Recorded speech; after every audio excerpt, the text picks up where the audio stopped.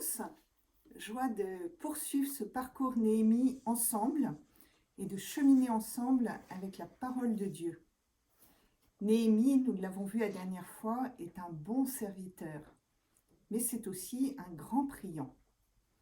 Alors nous vous proposons de poursuivre cette écoute de la parole de Dieu pour essayer de comprendre ce que le Seigneur nous enseigne à travers ce livre, et tout particulièrement pour nous laisser conduire par Dieu dans notre quotidien. Le Seigneur peut déposer dans notre cœur une inspiration et nous donner la conviction de sa réalisation, comme il l'a fait pour Néhémie. Mais pour cela, il est nécessaire que nous nous mettions à son écoute.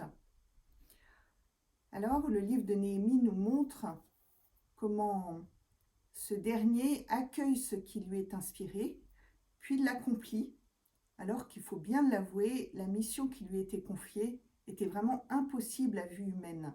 Il s'agissait de reconstruire les murs de Jérusalem en 52 jours.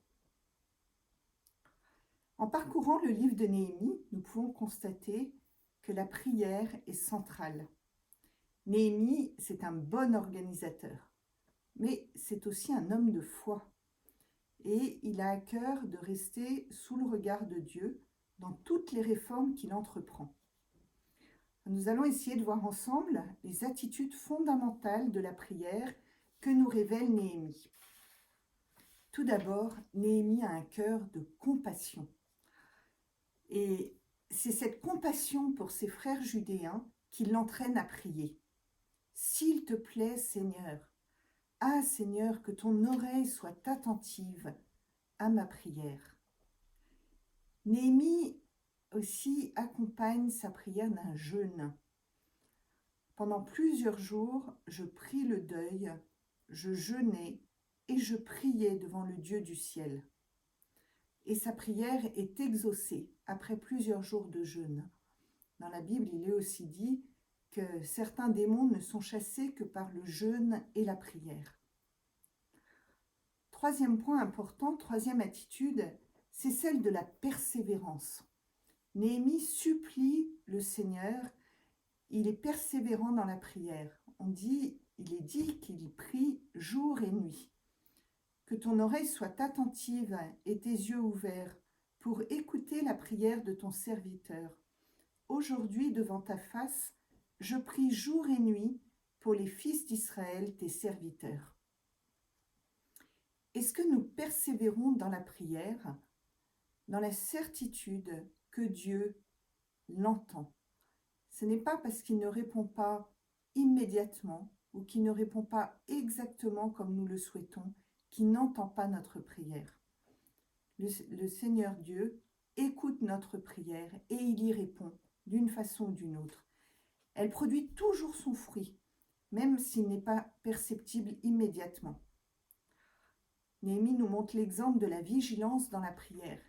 Nous pouvons nous poser des questions, sommes-nous des sentinelles, des veilleurs? Et puis, est-ce que nous soutenons nos frères dans la prière, comme Moïse et Aaron?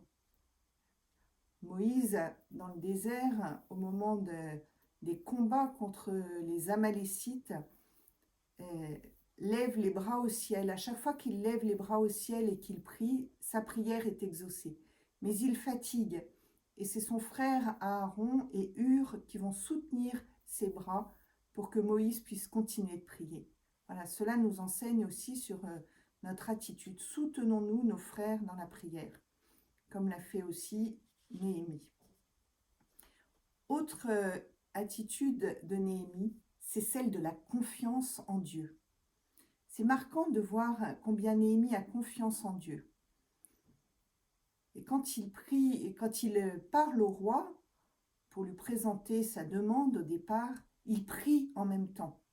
Il est dit « Je priais le Dieu du ciel, et le roi me l'accorda, car la bonne main de mon Dieu était sur moi. » Et dans le chapitre 4, « Notre Dieu combattra pour nous, ne les craignez pas. » Combien de fois dans la Bible il nous est dit « Ne crains pas ». Voilà, n'ayons pas peur. Avons-nous confiance que rien n'est impossible à Dieu si nous choisissons de nous ajuster à sa volonté? Tant de passages bibliques nous le rappellent. Bien évidemment, celui de la Vierge Marie, mais aussi David contre Goliath, le petit David qui réussit à combattre le géant Goliath parce qu'il a confiance en Dieu. Sans la prière, nous pouvons vraiment vite nous décourager devant les obstacles, en regardant les obstacles plutôt que de fixer notre regard sur Dieu. Néhémie nous enseigne aussi la vigilance. Et la vigilance est nécessaire dans le combat spirituel. On peut remarquer combien Néhémie fait face à des résistances et des combats. Et on en reparlera lors d'une prochaine soirée. Voilà. Mais il répond à ses ennemis par la prière, en particulier lors de la réalisation de ce que Dieu a déposé dans son cœur. Il est dit, nous établîmes une garde contre eux jour et nuit. Et Jésus nous le rappellera, veillez et priez. Jésus lui-même allait se retirer au désert pour prier son Père. Contemplation, action. Contemplation avant l'action. Autre point important, la prière nécessite de s'arrêter, de faire silence, de prendre du temps. Uniquement pour cela, consacré à Dieu. On peut se rappeler de Mère Teresa, lorsque ses sœurs étaient venues la voir parce qu'elles avaient vraiment trop de travail, quel a été le conseil de Mère Teresa? Mes sœurs, prions, adorons 2 fois plus. Même une prière courte porte du fruit. La prière, en fait, c'est un cadeau à demander. Et prier, c'est offrir notre bien le plus précieux, notre temps. C'est laisser une place à Jésus dans notre vie quotidienne et le remettre au centre.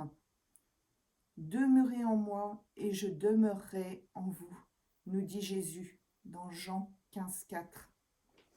C'est Jésus la source d'eau vive qui nous ressource pour vivre chacune de nos journées. Alors nous pouvons essayer de prendre l'engagement d'un rendez-vous quotidien avec le Seigneur, un rendez-vous de prière où l'on s'arrête, où l'on fait silence, où l'on prend du temps, en plus de nos petites prières spontanées dans la journée. Néhémie accompagne aussi ses actes de sa prière. Il dit « Fortifie mes mains ». Petit à petit, toute notre vie peut devenir prière. Nous pouvons confier chacune de nos actions au Seigneur, dans notre travail, dans nos missions, dans nos conflits, dans l'action de grâce pour nos joies, etc. Demandons au Seigneur de fortifier nos mains. Autre point, Néhémie nous apprend à remercier Dieu. Et dès le début, avant de plaider la cause de son peuple, il commence par une prière de reconnaissance de la fidélité de Dieu. Il lui dit « Toi qui gardes l'alliance et la fidélité envers ceux qui t'aiment et qui observent tes commandements. » En fait, il fait mémoire, il s'inscrit dans la tradition de ses pères. Savons-nous faire mémoire de toutes les merveilles que le Seigneur a faites dans notre vie? Savons-nous déjà les reconnaître? Et prions-nous pour rendre grâce pour tout cela? Cela peut aussi nous aider à vivre la suite. Enfin, venons-en à la prière de louange. La louange, c'est se décentrer de nous-mêmes pour reconnaître que Dieu est tout-puissant, qu'il est l'alpha et l'oméga, pour lui rendre hommage en admirant ses merveilles, sa création, sa présence dans notre vie, son amour. En fait, c'est reconnaître Dieu comme notre Dieu, c'est célébrer sa bonté, se détourner de nos propres préoccupations pour se tourner tout entier vers le Seigneur. Et nous pouvons voir que Néhémie, une fois que les murailles sont reconstruites, a à cœur d'organiser le service de l'Éternel. Pour cela, il établit les hommes dans leurs fonctions. Et il n'oublie pas d'établir les chantres qui conduisent la louange. Et oui, nous sommes créés pour louer. Et c'est ce que nous ferons au ciel. Alors autant s'y mettre dès maintenant. N'oublions pas la prière communautaire. La prière communautaire, nous avons besoin de ne pas prier uniquement seul, avec les autres, avec la paroisse, avec un groupe de prière, en famille. Vous savez quel est le fruit? L'un des fruits de la prière communautaire, c'est qu'il nous unit. Alors, en conclusion, nous pouvons réaliser que la réponse de Néhémie à ce qui lui a été inspiré par Dieu est toujours basée sur la prière et sur le désir de faire sa volonté. C'est ce qui lui permet de tenir jusqu'au bout. À la suite de Néhémie, mettons la prière au cœur de notre vie pour discerner les voies de Dieu. Cela se reçoit dans la prière. Demandez, vous recevrez. La prière est une écoute. Dans la persévérance, dans la vigilance, priez jour et nuit. Dans la confiance, car notre Dieu combat pour nous. Dans l'action et la contemplation. Fortifie mes mains. Dans la gratitude en faisant mémoire. Dans la louange. Dans un cœur à cœur avec Dieu, mais aussi avec les autres. Béni sois-tu, Seigneur.